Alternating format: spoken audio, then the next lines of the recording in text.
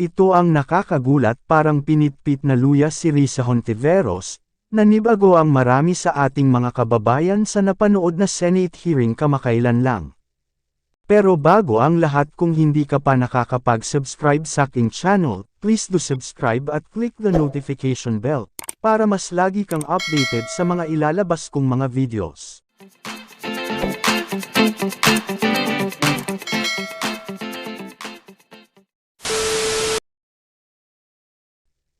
Natameme itong si Senador Risa Hontiveros nang harapin siya ng DepEd Secretary at Vice President Sara Duterte, para sa Department of Education National Budget for 2023. Tila nagbabait-baitan raw ang minoritas senator matapos ang di umano'y deliberasyon na ibinato nito kay Vice President Sara Duterte na agad namang sinagot ng kagalang-galang na DepEd Secretary. Tila nga napuno ng katahimikan ang nasabing Senate hearing kung saan nga walang pinalampas ang Vice President, at matapang na sinagot ang mga katanungan at pagtutol ni Hontiveros, kaya hindi na nakapagpigil pa ang ilang mga netizens sa kani-kanilang hinain at komento sa mundo ng social media. Narito ang sabi ni Armando Calueng.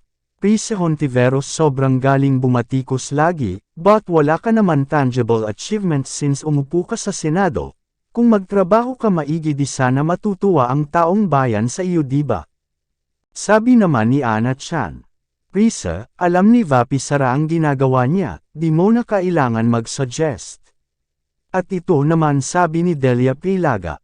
Bait-baitan itong Risa na ito kung magtanong para di halatang diskampyado siya sa confidential budget.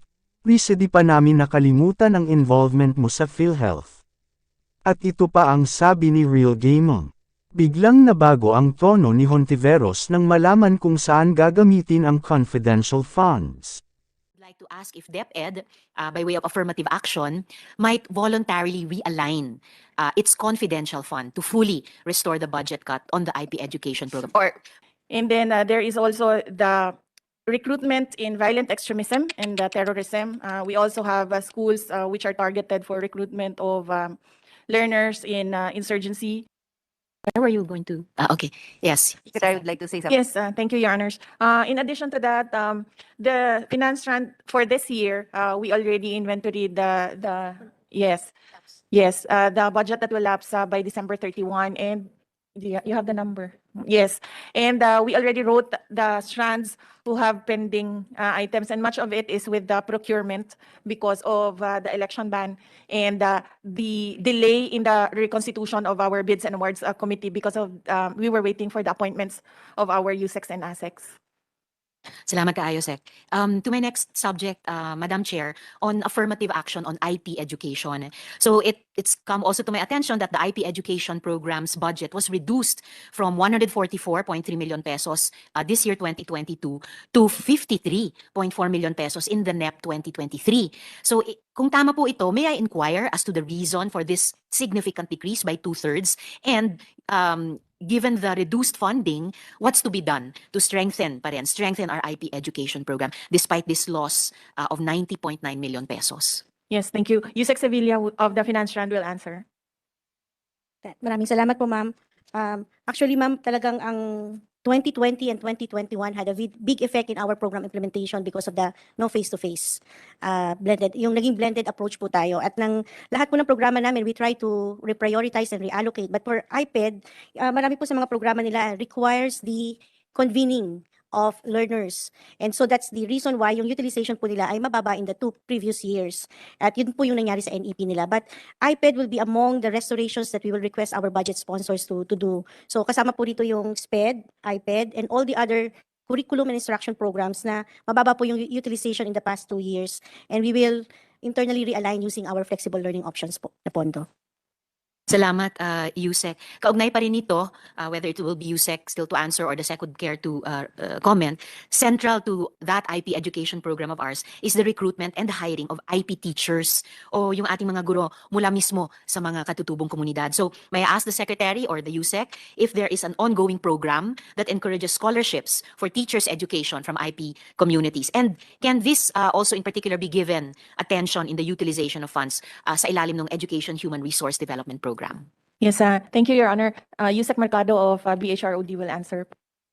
Yes, ma'am. We already have a department order for hiring of IP teachers, and we also have allotted a fund from our National Educators Academy program, which is competency for building competency for teachers, specific to IP concerns. So that's taken care of.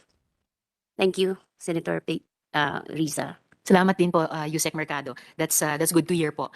And on a final note on this one, I recall during the SONA that the Secretary wore a Bagobo Tagabaw address to raise public awareness on the plight of indigenous communities caught in armed conflicts.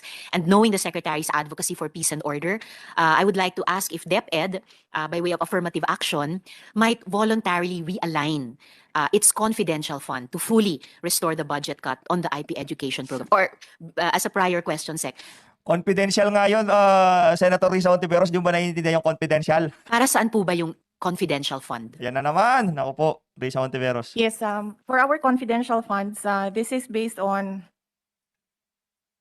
the Joint Circular 2015-01 of the COA, DBM, DILG, Governance Commission, and Department of National Defense. And the use for this confidential funds is expenses pertaining or related to surveillance activities in civilian government agencies that are intended to support the mandate or operations of the agency, particularly those listed in 4.8 of the joint circular. And that is the purchase of information necessary for the formulation and implementation of programs, activities, and projects relevant to the national security and peace and order, rental of transport vehicles related to confidential activities, rentals and incidental expenses related to the maintenance of safe houses, purchase or rental of supplies, materials, and equipment for confidential operations that cannot be done through regular procedure without compromising the information gathering activity concerned, payment of rewards to informers, non-employee of concerned government agency subject to the following conditions of A, B, and C, and uncover, prevent illegal activities that pose a clear and present danger to agency, personnel, property, or other facilities and resources under the agency protection done in Galing. coordination with appropriate law enforcement agencies, other than that, which may be authorized by the GAA. Some of the issues and challenges that we have encountered in our field operations are the drug involvement of our personnel and our learners. We already have a case where our teacher is selling drugs to our learners, and the all forms of abuses. We have physical abuse, we have sexual abuse, and other forms. And then there is also the recruitment in violent extremism and terrorism. We also have schools which are targeted for recruitment of learners in insurgency. We also have cases, and we are working right now on the involvement of our personnel and our learners in child pornography. We are currently working with this with the Department of Justice and other illegal activities that our learners are recruited inside our schools, as well as these scams. Ngayon mga kababayan, alam nyo na po kung bakit galit na galit at ayaw talaga nitong mga makabayan black at ang mga makaliwang grupo dito kay Vice President Sara Duterte. At lalong-lalo na kaya po nila kine-question yung confidential fund na hinihingi ng DepEd dahil panigurado maaapektuhan po ang operasyon nitong mga nagre-recruit sa ating mga kabataan sa mga eskwelahan para magrebelde sa ating pamahalaan. Panigurado po mga kababayan, mararamdaman nila ang bagsik nitong si Vice President Sara Duterte sa mga darating na panahon. That are happening online and inside our schools, both of which victimize learners and teachers. These are just examples of cases that we have encountered in field operations. Well, daghang salamat, Sec. I Napakagaling will po. return to my earlier question about realigning to restore fully the budget cut on the IP education program. But I do just feel the need, Madam Chair, to make of record na yung subject activities in the joint circular, parang mas bagay po, honestly, mas bagay pang confidential and intelligence funds for our existing national security, national defense, law enforcement, even women and children protection bodies, governmental bodies, programs. So just for the record on that, Madam Chair.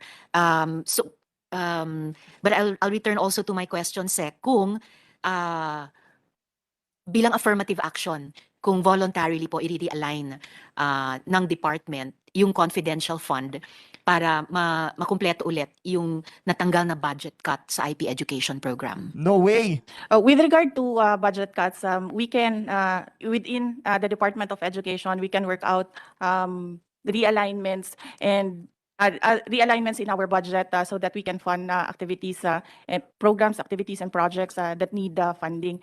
With regard to the confidential funds, this is a proposal that we submitted to Congress. And as I said earlier, with regard to the confidential funds of the Office of the Vice President, we submit to the wisdom of Congress with regard to the amounts and the proprietary matter on decision on the confidential funds. But we would like to put it on record that we reassure the Congress and the public that these funds will be used in relation to what is allowed in the joint circular of those agencies mentioned earlier, 2015-01.